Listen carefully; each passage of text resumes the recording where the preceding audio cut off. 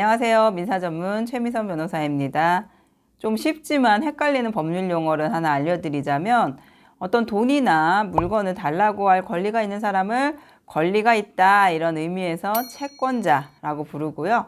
반대로 돈이나 물건을 지급할 의무가 있는 사람을 의무가 있다 이런 의미에서 채무자라고 부릅니다.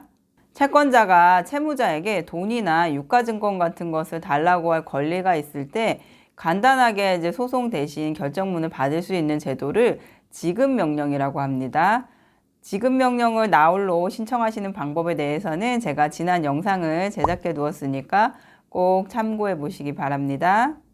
자, 이번에는 이러한 지급명령의 관할 법원을 과연 어디로 해야 되는지와 그리고 지급명령 결정문을 채무자가 송달받지 않을 때 어떻게 해결하는지에 대해서 알려드리도록 하겠습니다.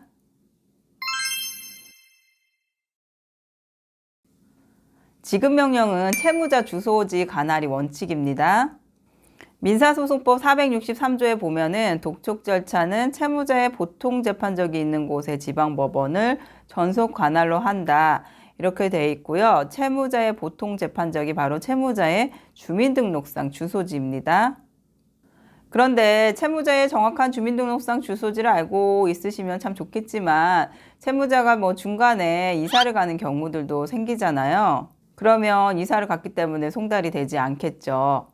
그래서 이러한 문제점을 좀 해결하기 위해서 특별한 관할이 좀 더 추가가 되어 있습니다.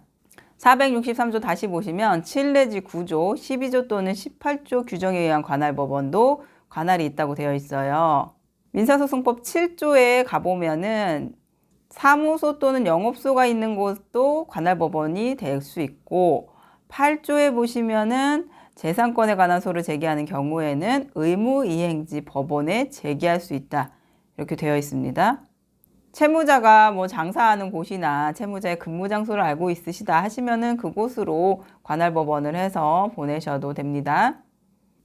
그런데 더 중요한 건 8조예요. 재산권에 관한 소는 의무이행지 법원에 제기할 수 있다. 그럼 의무이행지가 과연 어디일까요? 민법 467조에 나와 있습니다. 당사자의 의사표시로 변제 장소를 정하지 아니한 때에는 채무 변제는 채권자의 현 주소에 하여야 한다.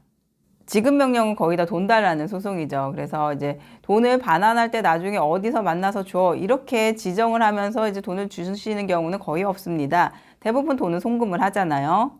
그러니까 결론적으로 의무이행지라는 것은 채권자의 주소지를 말합니다. 따라서 채권자의 현 주소지의 관할 법원에도 지급명령 신청을 하실 수 있다는 거예요. 지급명령은 이송이라는 제도가 없어요. 채무자 주소지인 줄 알고 그쪽을 관할법원으로 해서 지급명령 신청을 했는데 송달하다가 송달이 안 돼서 알아보니까 채무자가 다른 곳으로 이사를 가서 관할이 바뀌었다 하면 이송을 해주지 않고 지급명령을 각하시키거든요. 그래서 이럴 때는 지급명령 신청을 취하를 하고 다시 신청을 하셔야 됩니다. 이러한 번거로움을 좀 방지하시기 위해서는 이렇게 채권자의 주소지에다가 지급명령 신청을 하시는 것이 좋은 방법이 됩니다. 확정되기 전 지급명령은 이렇게 생겼습니다. 지급명령 신청은 일반인이 하시기 조금 어려우신 부분이 있긴 하지만 어렵게 이제 나홀로 소송으로 지급명령 신청까지 해서 이렇게 결정문을 받았지만 이 결정문을 받는다고 다 끝나는 게 아니에요. 이러한 결정문은 아직까지는 어떠한 법적 효력도 없는 그냥 단순한 종이 조각에 불과할 뿐이죠. 지급명령이 유효하기 위해서는 두 가지 조건이 필요합니다. 채무자가 결정문을 송달받을 것, 채무자가 송달을 받고도 2주 안에 이의 제기를 하지 않을 것.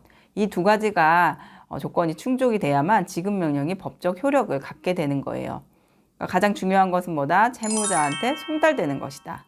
그래서 이제 채무자 주소지로 이렇게 지급명령 결정문을 송달을 했는데 채무자가 받지를 않는다 아니면은 그 주소에 살지 않는다 해서 송달이 안 되면은 법원에서는 주소 보정 명령을 내려줍니다. 주소 보정 명령은 주소를 수정하라는 그런 명령이에요. 그럼 채권자는 그 주소 보정 명령을 들고 가까운 구청이나 주민센터를 방문을 해주세요. 그러면 이런 신청서가 있습니다.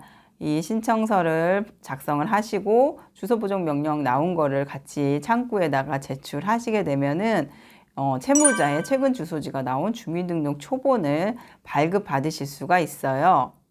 요것을 이제 잘 스캔을 해 두셨다가 이제 주소 보정서를 작성하시면 됩니다.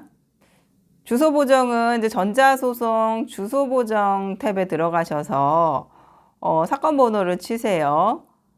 여기서 이제 채무자의 초본하고 처음 써낸 채무자의 주소지를 비교해서 주소가 바뀌었다 하면 새 주소 송달을 클릭해서 보정하시면 되고, 안 바뀌었으면은 특별 송달을 신청해 주시면 돼요.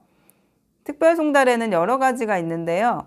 주간, 야간, 휴일 송달 중 하나를 체크하셔도 되고, 세 가지를 통합해서 신청하셔도 됩니다. 통합 송달은 이제 집행관이 세 개를 다 해주는 건데요. 좀 더 비쌉니다. 이렇게 이제 주소 보정서 낼 때 첨부 서류로 주민등록 초본 떼신 것도 꼭 첨부해 주세요. 그러면은 주소 보정서가 최종 화면에 이렇게 나오죠. 제출 누르시면 됩니다. 그런데 이렇게 주소 보정이 여러 번 나와서 특별 송달까지 송달을 한 3번 정도 했다. 이제 더 이상 채무자한테 송달할 길이 없는 거예요. 이러면은 이제는 더 이상 지급 명령으로는 할 수가 없습니다. 왜냐하면 지급 명령은 공시송달이라는 제도가 없기 때문이에요. 공시송달이란 이제 피고가 소장이나 이런 서류들을 받을 수 없을 때 피고 참여 없이 소송을 할 수 있는 제도를 말하는데요.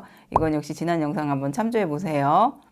그래서 이렇게 채무자한테 송달이 계속 안 되면은 공시송달이 가능한 소송으로 전환을 하셔야 됩니다. 소송으로 전환하시는 방법은 아까 전자소송에서 주소 보정, 이거 보이시죠? 여기에 가로 안에 뭐라고 써 있어요? 제소 신청, 공시송달 신청이라고 써 있는 거 보이시죠?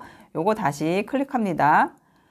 여기서 이제 밑에 소제기 신청 체크하면 추가 납부할 인지 송달료가 자동으로 계산이 돼서 뜹니다. 왜 그렇게 뜨냐면은 소송으로 전환됐기 때문에 인지대가 더 비싸지니까 추가 납부할 인지가 뜨는 거예요. 참고로 여기에서 공시송달이 있는데 이거 하면 되잖아요. 이렇게 하고 궁금하실 텐데요. 지급명령 공시송달은 은행 같은 금융기관의 경우만 되니까 일반인은 소제기 신청을 하셔야 됩니다. 이렇게 소제기 신청에 체크하고 작성 완료를 눌러보시면 이렇게 보이시죠? 채무자 주소를 알 수 없으므로 공시송달에 진행할 수 있도록 신청한다. 이렇게 소제기 신청을 하시게 되면은 한 1, 2주 안에 뭐 2023 가합, 뭐 가단 이런 식으로 민사 사건 번호가 나오고요.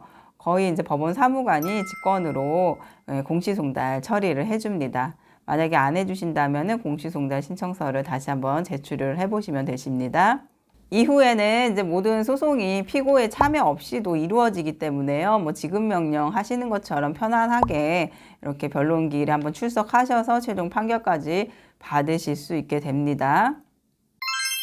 네, 제 영상 중에서 지급명령 관련된 영상을 많이 시청해 주시고 질문도 많이 주시는데요. 오늘은 그 중에서 가장 질문 빈도가 높은 부분을 가지고 영상을 제작해 보았습니다. 시청해 주셔서 감사합니다.